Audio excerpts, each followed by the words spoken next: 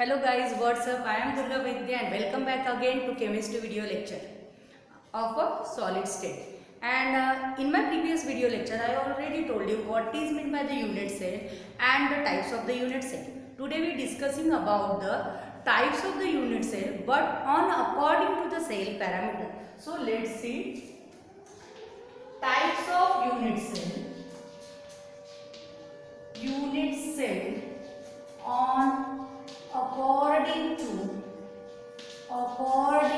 the cell parameter. Now what is meant by the cell parameter? Cell parameter, if you see that this is a cell. Cell means the unit cell.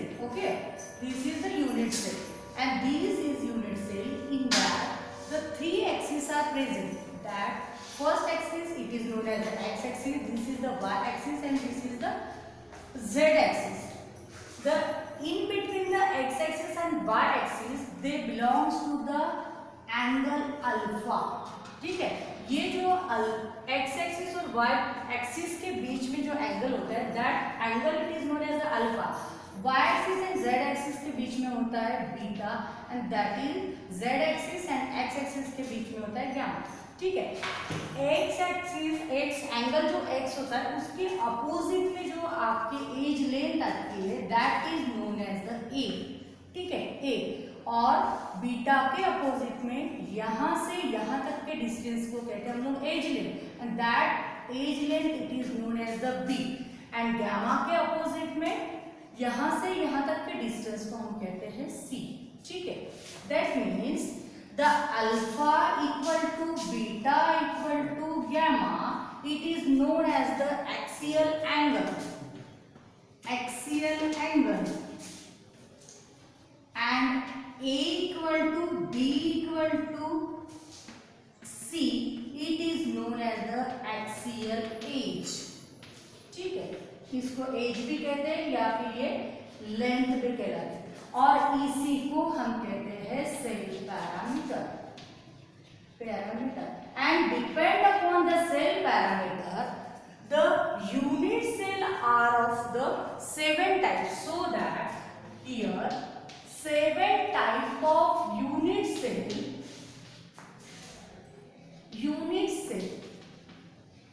कौन से है वो अभी हम लोग देखेंगे. ठीक है, इसको नोट कर लो, ये भी बहुत इंपॉर्टेंट चीज है जो आज हम लोग ये वीडियो लेक्चर में देख रहे हैं. इसको कम से कम 2 बार वीडियो को देखिए क्योंकि ये बहुत ज्यादा इंपॉर्टेंट है और एग्जाम पॉइंट ऑफ व्यू से बहुत ज्यादा. और मैं आपको आपके लिए कुछ ट्रिक्स भी लेके आ रही हूँ. ठीक है, तो बिल्कुल कहीं पे भी ध्यान मत जाने दीजिए और पूरा ध्यान इसी वीडियो के तरफ दीजिए. तो 7 types of the unit cell देखते. तो सबसे पहले मैं इस चीज को समझाने के लिए एक टेबल ड्रॉ करूं. ठीक है, यूनिट सेल, कितने यूनिट सेल कहाँ होते हैं मैंने 7. तो 7 के लिए इसका एक छोटा सा ट्रिक्स है जो इसके लिए मैं एक टेबल फिर से ड्रॉ करती हूँ. तो इसका नाम है, पहला है सी, फिर है टी, फिर ओ, फिर आर, सी टॉर, एच एम टी.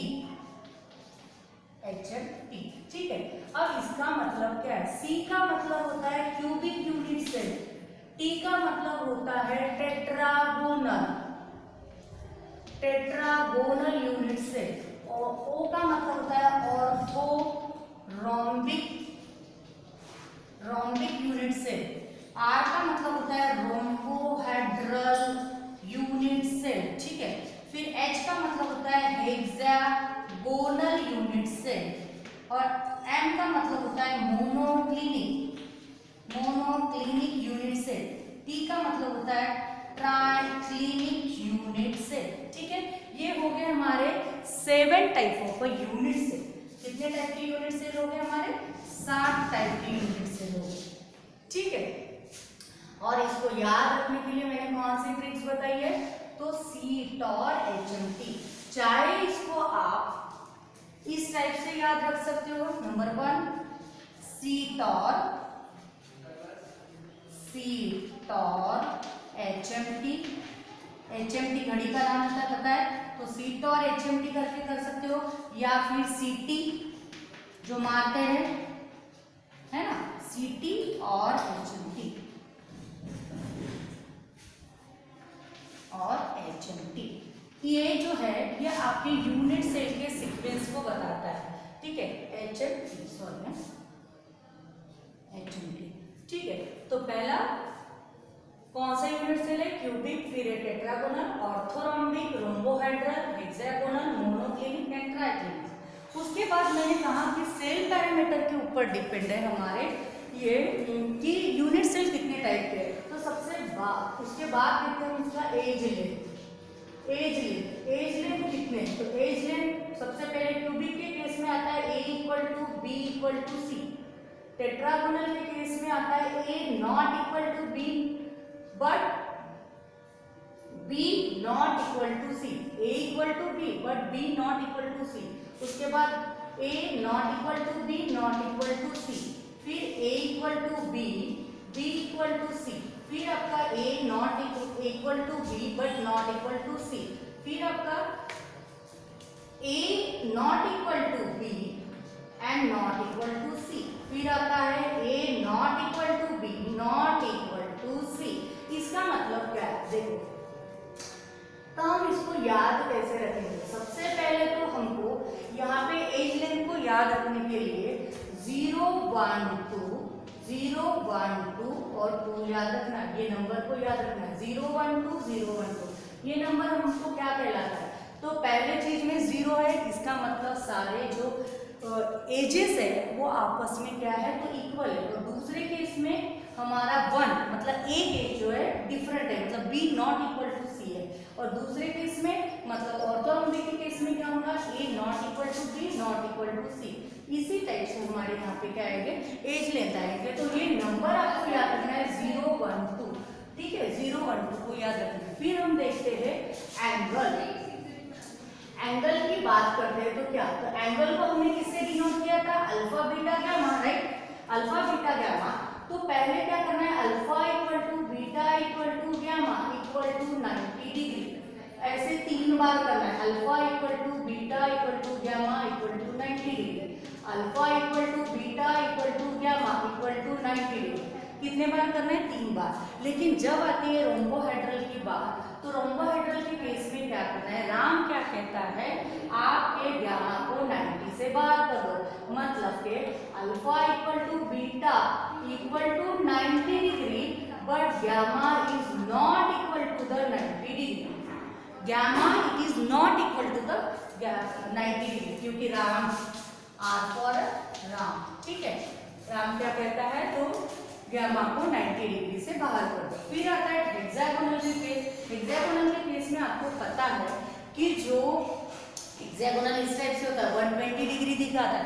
यहाँ पे जो हाइट होती है वो डिफरेंट होती है, बाकी क्या आपके जो लेंथ एंड विड्थ होती है वो इक्वल होती है। It means that the alpha equal to आपका beta equal to 90 degree but gamma it is a what? ज्यादा, बहुत ज्यादा ये होगा।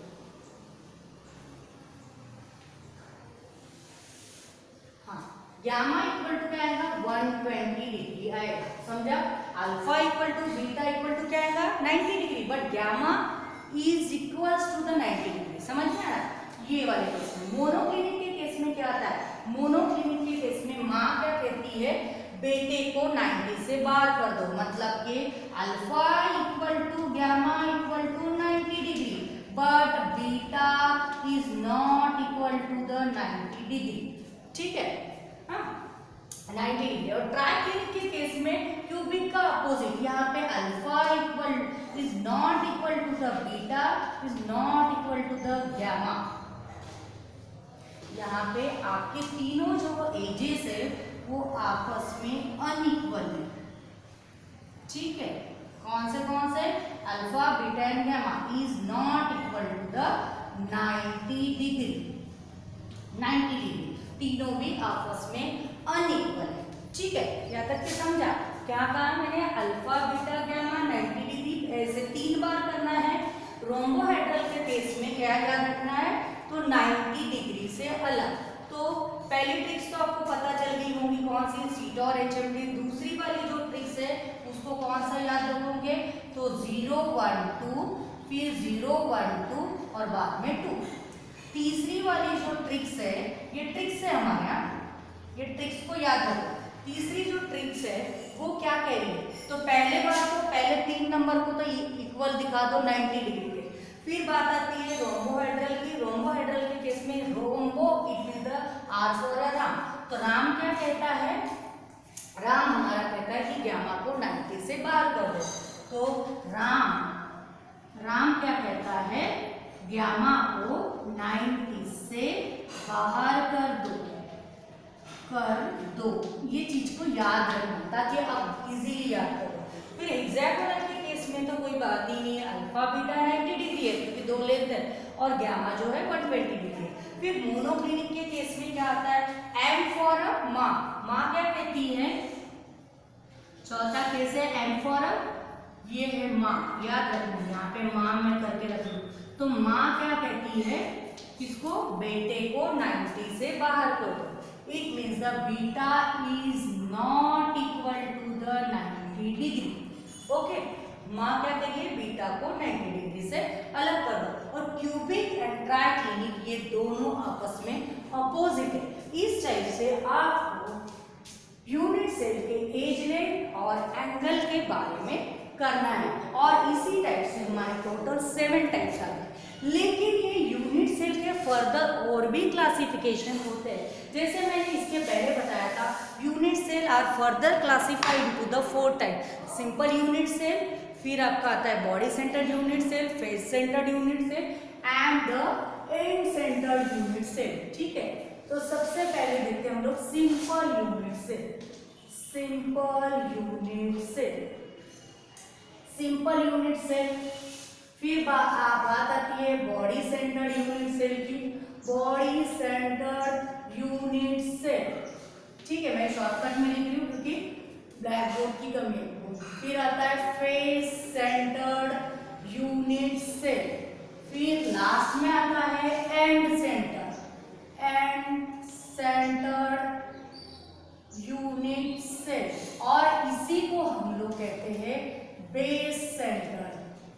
बेस सेंटर अभी बुक में नया नाम दिया है, तो बेस सेंटर्ड यूनिट सेल कहते हैं। इसी को एंड सेंटर और इसी को बेस सेंटर। तो यूनिट सेल का फर्दर क्लासिफिकेशन कैसे होता है, तो सबसे पहले तो ये पहले नंबर के जितने भी है उन सबको मैंने राइट कर दिया। अब ये राइट क्या होता है वो भी बताती हूँ थोड़ी देर के बाद। राइट का मतलब क्या होता है, राइट का मतलब होता है कि क्यूबिक यूनिट सेल के या फिर यूनिट सेल के जो भी है, ये इसके फर्दर क्लासिफिकेशन है। ठीक है, अब इसके लिए आपको एक नंबर को याद रखना है। वो नंबर कौन सा, वो एक है मेरी 5वीं ट्रिक्स, वो है आपका कौन सा है, तो 3 2 4। कौन से नंबर को याद रखना है आपको, 3 2 4। 3 2 4, 3 2 4 का मतलब क्या होता है, पहले इसमें 3 नंबर को राइट करना है, दूसरे इसमें 2 नंबर को, और चौथे इसमें 4 नंबर को राइट करना है, और लास्ट में नीचे से चौथा जा जाता है मोनोक्लिनिक के केस में। तो माँ के बेटे 2, एक पहला और एक आखिरी। ठीक है, यहाँ पे 6वें नंबर की जो ट्रिक्स आती है वो है माँ के बेटे 2।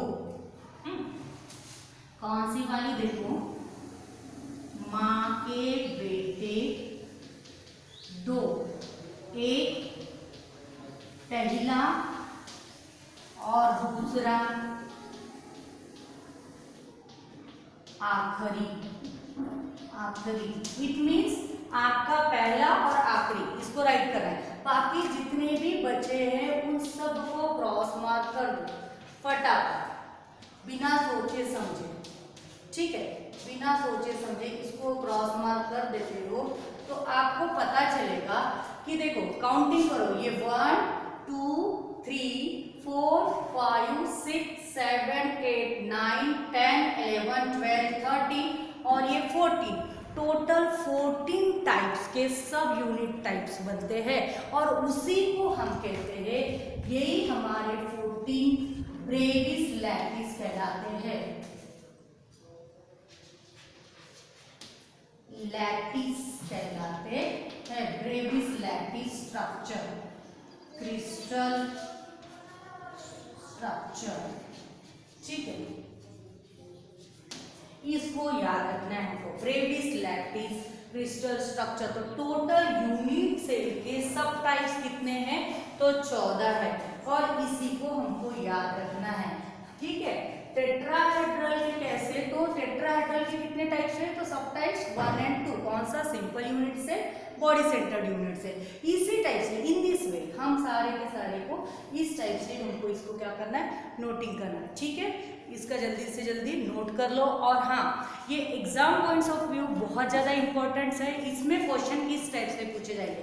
Right a short note on a tetrahedral और write a short note on a hexagonal. तो उस केस में आपको विदाउट डायग्राम आपको उसके एजेस लिखने किस टाइप से है? A is not equal to the B but C is not equal to the B. यहाँ पे एंगल लिखना है और उसके कितने सब टाइप्स है और वो कौन से हैं, इतने कम से कम 3-4 लाइन में आपका ये आंसर आ जाएगा। अगर ये टेबल आप याद रखते हो तो आज के तारीख में आपके 2 या 3 मार्क्स का क्वेश्चन यहाँ पे कंप्लीट होता है। ठीक है, इस वीडियो को फिर से एक बार देखो, घर पे कॉपी पेन लो और इसको प्रैक्टिस करो, और बिना देखे एक बार इसको लिख के देखो। Okay, thank you.